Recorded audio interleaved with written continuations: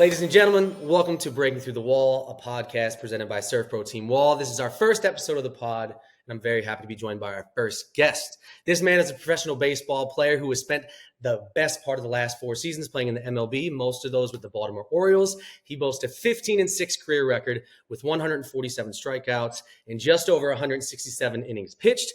A future Jacksonville University Athletic Hall of Fame member and now current player for the Tokyo Yakult Swallows in the NPB out of Japan. Please welcome my friend and our first guest, Mike Baumann.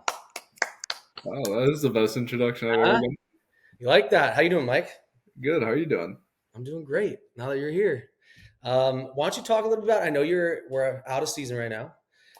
Talk about what you've been doing, I guess, and just explain to the people listening as far as like what that looks like for a pitcher, training, where you train. You give a little shout out and kind of what you're doing currently. Yeah. So our season ends in October.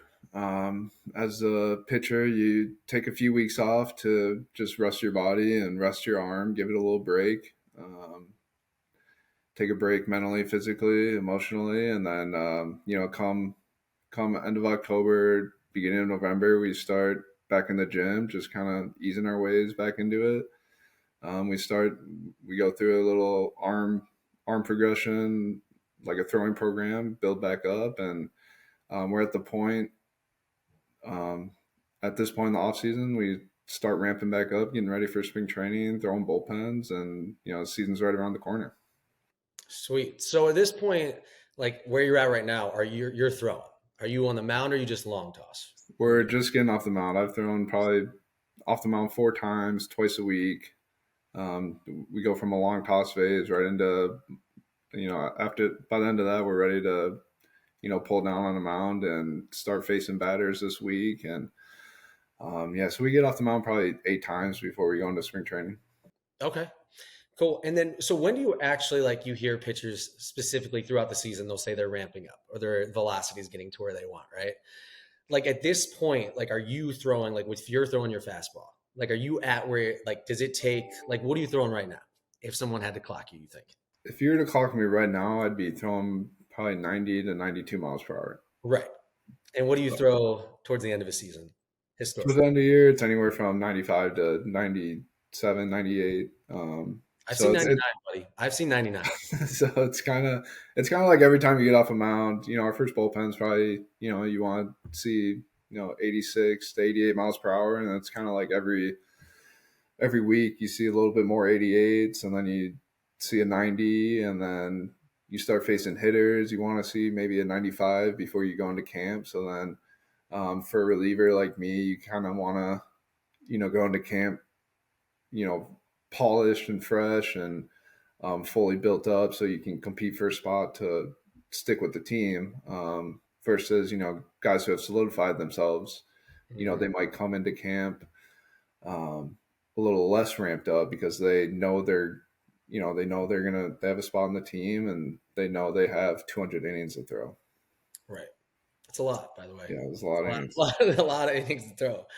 Well, I appreciate you sharing some of the stuff on the training side and what you're doing now. But for this podcast, we're talking kind of about the breakthrough in people, their evolution in their careers and things like that. And of course, for you being a professional athlete, professional baseball player, to be specific, we'll kind of start from the beginning. So for the people that don't know you, if you can, talk a little bit about where you grew up. When you started playing sports, was there a focus just on baseball? Or did you play other sports, and kind of how you kind of rose up to high school? Yeah, so I grew up in a small town, suburb of Minneapolis, St. Paul called Montemita in Minnesota. And, I started probably swinging a bat around the T-ball age of, 4 or 5 years old. And then, it's kind of growing up, you played a sport in the fall, the winter, the spring, the summer. So I stuck to, you had football in the fall, and I'd go to basketball, and then I'd kind of go into baseball. And then, it's kind of like you supplemented every, during football season, you play fall ball too on the weekends. And then during basketball season, you start getting ready for baseball. So you're always kind of playing 2 sports at the same time. As you get older, during baseball season, you're starting to get in the weight room for football. So I definitely fell into that mold of like a 2-sport or multi-sport athletes, which I think I think that only helped me in the long run. Hmm. Um, So you are a fan of that, by the way. I was going to ask you. My follow-up was going to be I mean, and and I definitely know with youth sports and kids that are getting in middle school, high school, and AAU and all these different things with every sport. I feel like everyone's so like singularly focused on one yeah, sport, and if you want to make it to the next level, you have to play one sport. Um, which they almost make it the way that youth leagues are set up now. It's almost like you can only play one sport sometimes. I feel like, but do you think there's a lot of value? Like, do you think that it helped you a lot by playing football all the way through, your senior year of high school? yeah. I think playing football, you just kind of learn you learn to be physical, and with basketball, you kind of get that footwork, which helps with I was a lineman, so Hmm. I think that footwork carried over onto the football field, and also I see both sides of it. Specializing early, like it can be so beneficial with what we know now about sports. But yeah, I don't know if you'd fall behind playing multiple Yeah. sports now. I'm not one to say, but yeah, I definitely. I think it only. I think it helped me personally to play multiple sports. Sure. So, like, as you're in high school, you're probably realizing at some point that baseball's potentially you may be able to play at the next level. I'm sure at some point. Like, when does that click, like with you and your parents? Like, when does that hit that, hey, maybe I can do this at the college level? So with football is my number one love. Always growing Yep. up and through high school even. But I was also an undersized lineman, being 225, 230 pounds. And with baseball, if you saw 90 miles per hour on a radar gun, you'd have colleges calling you immediately. And so once I started seeing the velocity on the radar guns and coaches calling, I kind of figured that baseball is going to be my path. And I saw my brother go through college football, and Mhm. it just it it seemed like the writing was on the wall that baseball was going to be the way to go if I wanted to go play college sports. No, that makes total sense. And then I guess explain a little bit how you're from Minnesota. You're growing up playing there. How do you get to Jacksonville University in Florida? So we had the head coach at Jacksonville University he loved to recruit. He had a Minnesota Wisconsin pipeline because he liked pitchers who didn't throw year round, because during the it was so hard to just play, and it's a lot of money to bring a team down to Florida and Arizona to play through the winter. So most of us, you're only picking up a ball from April to through August. So he liked that. We didn't have as much mileage on the arms. We actually didn't have as much knowledge about what it took to, we had never heard of throwing programs, and we Hmm. didn't really lift like they knew how to, and um, these powerhouse states that produce baseball players. So he kind of takes guys that he sees who has good frames, and just guys that he kind of projectable guys. And so he would sign them, recruit them, and we'd come in probably behind the eight ball. And then by the time the fall and or freshman year's over, you kind of catch up, see more games. That's exactly what happened to me. You see, I kind of went in probably throwing 86, 88, and Hmm. immediately my velocity shot up, just kind of getting in a routine and around other guys. No, that makes total sense. So you get to JU, you go in, you're a starter, correct? Coming Correct. out of high school and going into college. Are you immediately in the rotation your freshman year, or are you really working to get into the rotation, or what does that look like when you first get there? When I first got there, my mindset was just to not, I just wanted to get innings as a freshman. I didn't, I wanted to play. I didn't want to get redshirted. I wanted to make an immediate impact as a freshman. And I think the original plan was to come out of the bullpen my freshman year. But, unfortunately, some other guys, they got hurt, and the starting rotation just got mixed up, and they needed a guy. So I started, you have a Friday guy, Saturday guy, Sunday guy. That's when you Mhm. play on the weekends for college. So first week I started on Sundays because some guys went down, and just kind of, rolled with it from there, and ended up starting every weekend that year. That's awesome. What was your first start like? Like, were you immediately, did you feel like You were the guy? Like you're the guy for Sundays? Or was it a rough, like did you have to work through some things or did you have immediate success in that? Yeah, I'd say it went pretty smoothly. Nothing spectacular, but nothing. I think I went 5 innings, 2 runs. Okay. It wasn't getting much trouble. Like I think it was a pretty average outing, Sure. and I didn't think anything of it, and I ended Yep. up starting a doubleheader next week, and I was just kind of ignorance is bliss. Like I Yeah. didn't, I was just happy to be there. No, that's awesome. So freshman year goes pretty well, correct? And then what is your sophomore season? Is that kind of the breakout season for you, or is it really your junior year at No, JV? actually, my freshman year was probably my breakout year. Okay. And then I ran into a little bit of adversity. I think I put a lot of pressure on myself my sophomore year, and I struggled. I struggled a lot, and um, I definitely took a step back in my mind, and it was frustrating. And I think I started to think too much about the draft and a future career in baseball rather than like actually enjoying my sophomore year of college. And I really struggled with it. So like your freshman year, there's draft talk. Like at that point of your freshman year, like you feel like you're probably getting to the major leagues at that point. Yeah, at least getting drafted. It was in the back of my head after having the freshman year that I had, and just the outside noise just kind of got to me, and I struggled my sophomore year, and it really, kind of affected me to the point where it's like, oh man, I don't know about this now. Yeah. Do you have to enter and explain this for me, speaking of ignorance, do you have to enter the draft like after your freshman year if you wanted to get drafted by a team, or they could just draft you, right? And you could just decline it, correct? No, so for college baseball, if you're at a 4-year school, then you had to either be 21 or be a junior in college. Okay. So that's how it operates. Okay, So you cool. can be a older sophomore drafted. Got you. Okay, that makes total sense. Okay, so you knew regardless of how great the freshman year was, like coming back, it's just now you're thinking about it. Yeah, no.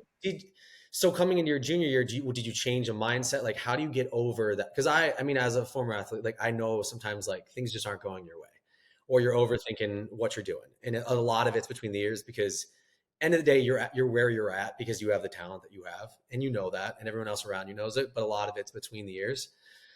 Did you change anything, or like what was your mindset? Like, how did you kind of get past that throughout the sophomore year, going into your junior year?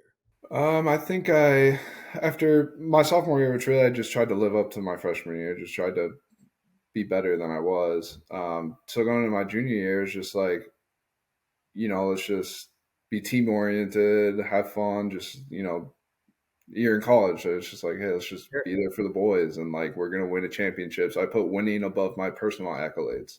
And I think that only helped me in the long run, just like helping guys around me and really not thinking about myself or the draft or any of that. Thanks so much for watching Breaking Through the Wall, a podcast sponsored by SERVPRO Team Wall. Of course, SERVPRO Team Wall is available to help 24/7 with all of your restoration needs. So whether it be water, fire, mold, cleaning, or full construction services, SERVPRO Team Wall is there to help you. So give us a call if you need us. But for now, let's get back to the podcast. Right.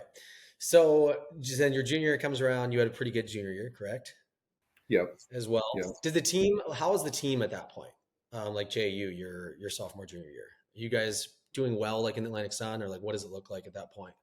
Yeah. So I thought we had a really talented team my sophomore year. We could really hit. And, I put a lot of blame on myself for not helping the pitching staff. And then it seems like junior year, we lost some big bats, but a lot of younger guys stepped up, and our pitching was a lot stronger, top to bottom. So that ended up actually being our better year. We came really close to going to regional, going to the big, college playoff, Yep. and we just came up short. We had the advantage in a double elimination game, and we lost both games.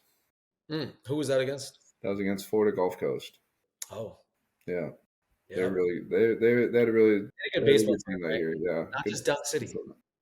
Well, yeah, not just Dunk City. Yeah. Okay.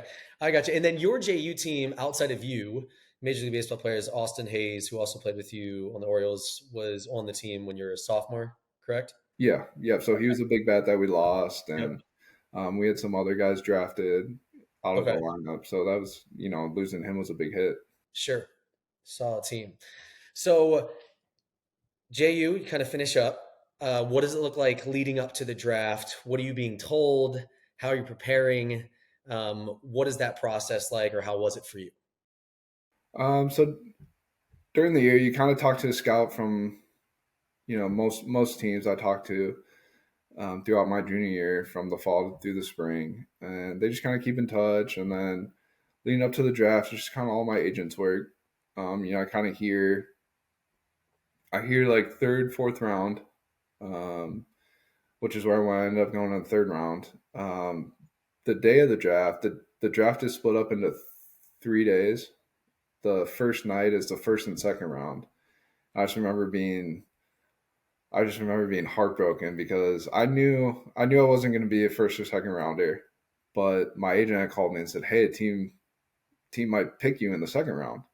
So I got my hopes up, and then I Yeah. remember, I just it didn't end up working out. I remember I just going to bed, just like Do you know what team it thinking was? about it. Like we had a part. It was the Orioles It actually. was the Orioles. Okay. So they That's ended up taking me the next day. So I just had to sleep on that, just getting my hopes up, and then they ended up coming around the next day, and you know, pretty early in the day, so I had to wait around for my name to be called. that's nice. And so do they call you before you're drafted, or do you just see it on TV? How was that?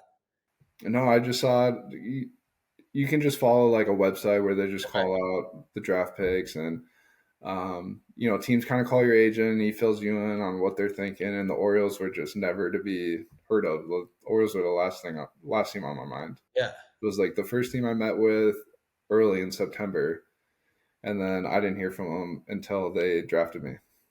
that's wild. And you Yeah, went what, 98th overall, correct? 98th pick. Yep. 98th. And if you're willing to tell it, there's a pretty cool story, right? When you get drafted about the Orioles with the shirt, Yeah. correct? Yep. Would you mind telling that a little bit? I find that to be very, very cool. Yeah, so my father passed away when I was a senior in high school, and as a kid, he used to travel to DC for work. He used to make work trips, and probably when I was 10 years old, he came back with a Baltimore Orioles shirt, and we were never Orioles fans. We grew up Minnesota Twins fans, Yeah. and so and the shirt didn't fit. It was large, and I was 10 years old, Yeah. and then on draft day. You don't know who you're going to get picked by. Like I think we had a Twins hat just because we were fans, and so we heard the name. My brother thought to go into my closet. We still, for some reason, kept the shirt, and it fit perfectly. It was like he knew way back, and How cool is it that? was just kind of like a sign that he's looking down, watching over me because he played a massive role in my life growing up, in my baseball life. He coached me all the way through, and Yeah. it was just a special moment because you hope he'd be there in person. Sure. No, I think I remember hearing that story the first time, and it's awesome that Yeah, like that worked out that way. So, no, I appreciate you sharing that. So you get drafted, and of course, with baseball, it's not just like, for those that aren't familiar with the baseball system, it's not like the NFL or NBA where you're just like, here you go, you're on the team. You've got to still, the grind is not done. There's still a long process of that. So you get drafted. Do you go into a fall ball league, or are you immediately into like a single A situation? Like, where did you originally go right after you're drafted? yeah. So I went to what they call short season, which is like rookie ball. It's like Right. low A. So it's like bottom of the totem pole, and then I started in low A there, and then the next year go to A ball, and then high A, and then I kind of went up year by year, and then double A, and then triple A. So yeah, it's not all rainbows and butterflies for a minor league Yeah, baseball player, as people have heard, but um, it's also is what you make of it. So we had a bunch of college guys drafted together, and we all went up together, and we loved showing up to the field every day, which made it a lot easier. We really rallied behind each other, and so yeah, just take it step by step, and you just gotta think about getting better every day. sure. Which is like one difficult because it's minor league baseball and it can be challenging, but Yeah, it's like these guys that you're rallying with and your teammates. Some of them are pitchers, so you're also in a sense competing with them, right? yeah, no, exactly, yeah, To get to where you want to go. So I find that always to be interesting. But I guess it's just an unspoken thing in a way. You're just kind of just doing your thing and supporting Yeah. each other, I guess, right? Yeah, you kind of learn that, if you're good enough, you're going to make it, whether it's with the Orioles or with another team. Like, you're kind of playing for all 30 teams. And, if, the guy next to you, you think you're trying to beat out, but really you're just going to make each other better.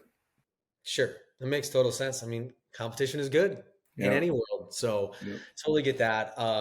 So you move up fairly, I feel like on schedule, looking at your trajectory as you like continue to move up through the organization. I know with Bowie, so when you were at the Bay Sox, of course, in Maryland, you threw no hitter, correct? Correct. Yep. My second or third starting booth through no hitter. And I thought maybe I probably projected was maybe about to be labeled as a reliever, but I think that bought me some time to That maybe changed it. stick as a starter for a little bit longer. Sure.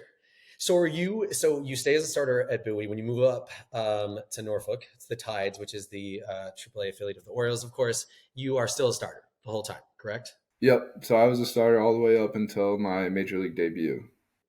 Which is in September of 2021, correct? Yep. September 2021. So how was that call? Who calls you? Who tells you? Is it your manager at AAA or did someone from the Orioles call you? Like, how did you get that initial call up? It was the AAA manager of the Norfolk Tides at the time. Okay. And I don't know if for all the Baltimore fans who are on social media, it wasn't Buck Britton who's the one who, Yeah. they post Buck calling in like Gunner and Adley and Sure. all And those I've guys seen on a the lot of phone, those. which Yeah. is really cool. It's really cool how they do that, and you get to see their reactions. It's so pure. But it was the manager right before Buck, and it's kind of just a special moment. I'm by myself in the hotel room, and he calls you up, says, "Hey, you're going to the show. Pack your bags, be there tomorrow, and be ready to go." Did you pitch like the next day or were you up for a couple days before you actually went into the game? No, I pitched the next day. So that's the next day, which I have here. So that's September 7th, 2021 is your Yeah, debut, which I just missed you because I did sing the national anthem in July of that year. So we just swung by each other. yeah, Um, so in that game, you're in the pen though, right? So you come out of the bullpen, correct? yeah. So it was kind of like a schedule. We call them piggyback outings, piggyback starters, where the guy who's going to start the game is going to go 4 or 5 innings, and then and then you might bring in a bridge guy who's going to clean up an inning, and then um, the piggyback starter is usually going to go 2 or 3 innings out of the bullpen. Got you. Okay, that makes total sense. Well, I'm glad you brought that up because I have a trivia question for you. It's a two-part about that game. Okay. So September 7th, 2021, like Bauman's first MLB game. Okay, which by the way, you registered the win, that's wild. We love that. Three other pitchers pitched that game. Can you name the other three pitchers that pitched in that game alongside you? That's part one, and then I'll give you part two. There was 3 home runs hit by Orioles players in that game. Oh, that's such a hard question It's a because tough it's all question, such a blur. but we're here, so I'm going to have you take a Yeah. swing. Okay. So I know Alex Wells started the game. That's correct. And I'm then you gonna pick. guess someone pitched between me and Alex. Was it It's Dylan Tate? Dylan Tate did pitch in that game. That is correct. And then Manny Beretta? It's not. Oh, I think he pitched the next day. So Alex Wells started. The guy who came in last is actually a neighbor of ours and has the same last name. Oh, was as it that. Tyler Wells? Yes. Okay. Wells did pitch in that game. So it's just you four. Okay. Alex, you, Dylan, Tyler. Yep. Okay. And then the 3 home runs. Now this one is a little bit trickier, I feel like. But my hint would be to you is that we talked about one of the three already on this podcast. Oh. And we've only really talked about one batter Who that did we went to talk about? school with you. Oh, Hayes? Hayes hit one? He's hit one, and there's two others. Are they still So I can give you the hint. So one is still on the Orioles.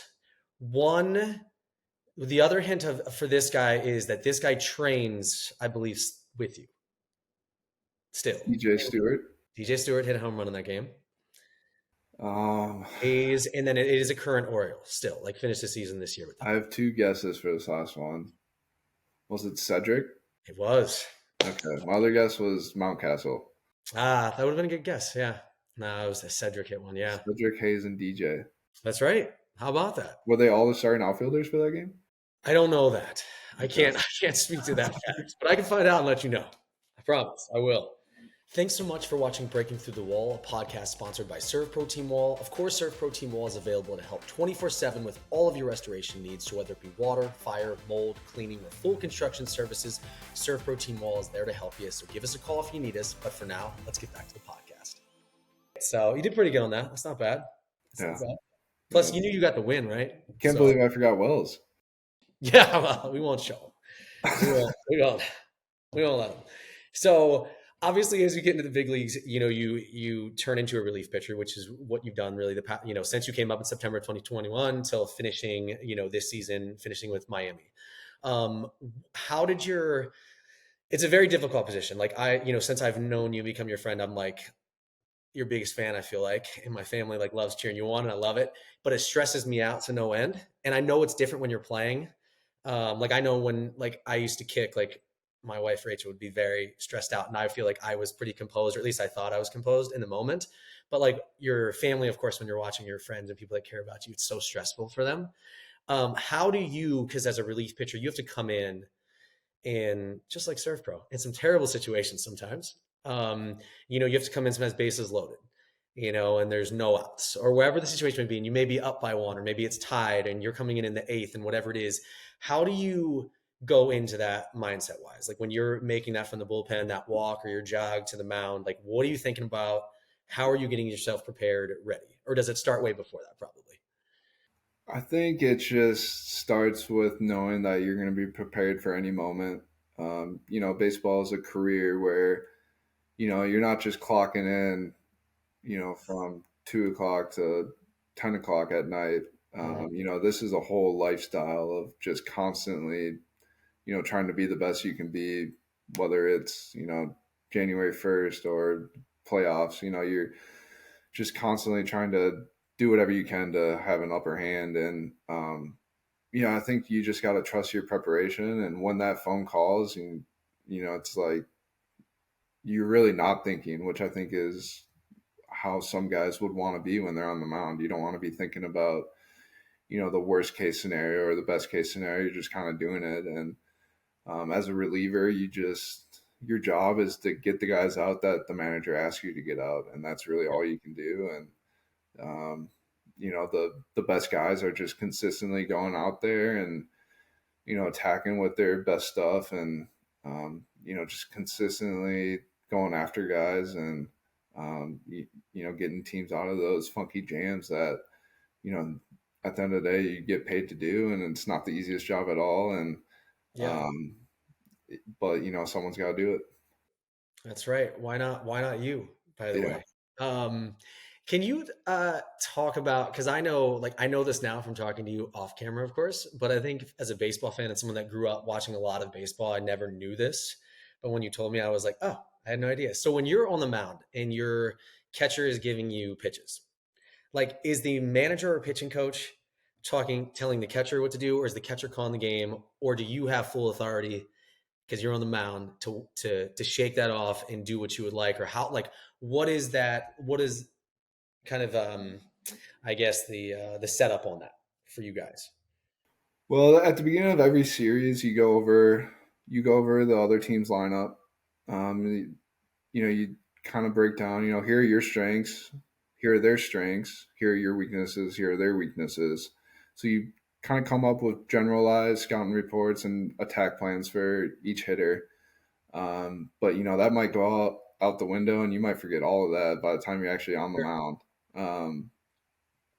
And you also too, like baseball is just things might not, you kind of got to adjust on the fly. Like, if a guy's put away pitch is a slider down away of 2 strikes, but you're here in a 3-0 count and you got to find a way to claw back, like scouting reports can kind Right. of just go out the It is window. what it is. You got to throw a strike.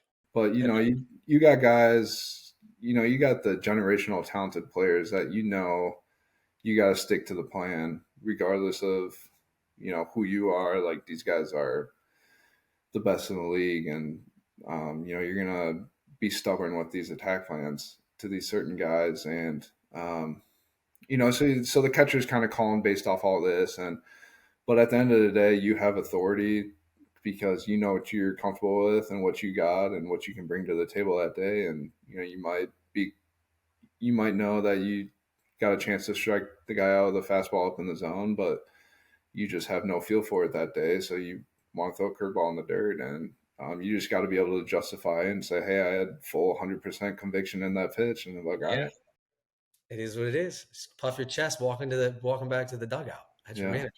manager. That's It's happened where I shake off a certain pitch and the guy, hits a double in the gap, and it's like, well, I'd throw it again. right.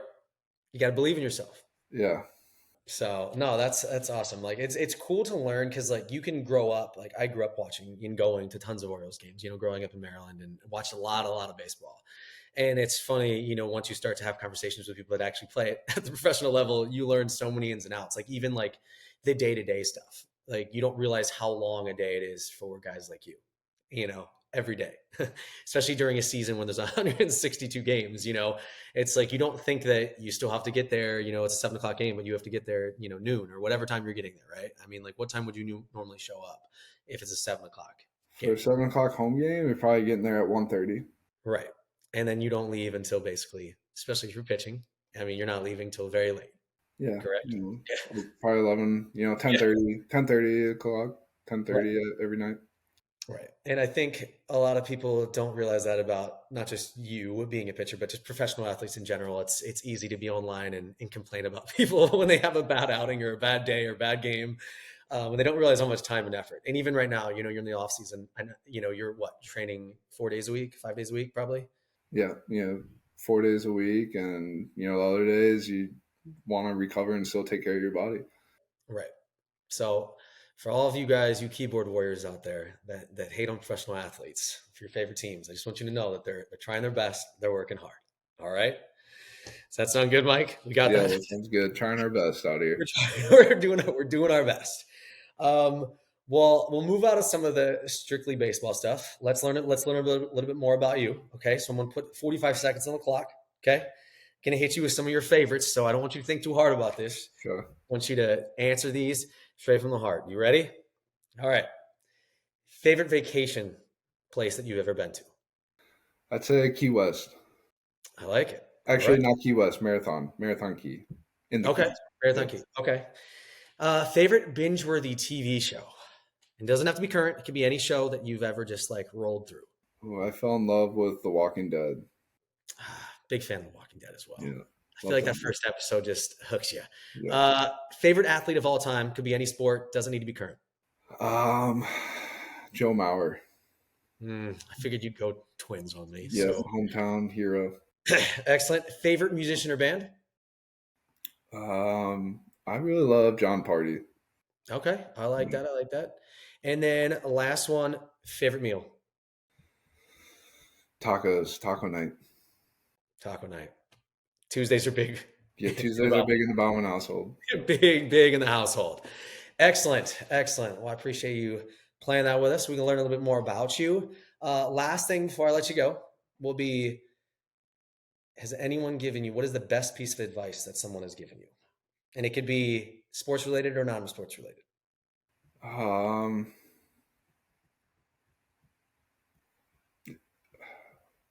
that's a good question. I know we're That one trying. is a thinker. We're trying over here. I just loved always looking back at, like we talked about my sophomore year, it's just like, there's so much out of your control. I really learned to just, it's always bigger than you. I just really learned that year to put my teammates first, winning above everything. And I really think that kind of helps me in the long run to not think about, being selfish and personal accolades and really just like, living in the moment. And just kind of control what you can control. Sweet. And lastly, of course, I alluded to it when I introduced you, but so you will be playing in the NPB this upcoming season, correct? Out of Tokyo. Yes. Are you excited? I'm very excited. Have you been to Japan? Never been to Japan. Okay. So this will be all new process for you. Yeah. So That's awesome. So I guess for you, like, what is your plan as you look forward? So you'll play this year in Tokyo. I guess you'll probably be a relief pitcher, potential to maybe start. I guess it's kind of up in the air right now. Yep, really going in with the mindset of being a reliever. Okay. Um, and yeah, really looking forward to just kind of seeing what makes them so good over there. Like, any training, what kind of makes them who they are as baseball players. Sure. Really buying into their culture and their day to day structure, how they go about their business, and really just having fun with trying to find love and playing every day there, and really buying in. Sure. Well, I'm very excited for you. I feel like if there's any of my friends, I would say, that could go do that, I feel like one thing I admire about you is you're very level headed. I don't feel like you get too high or too low. And I think that will benefit you extremely well going over there.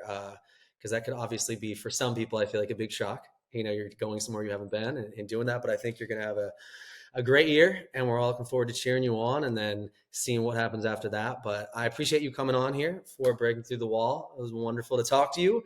Hope you had a blast as well. You're our first guest, so we got to clap that up. So that's huge. Honored.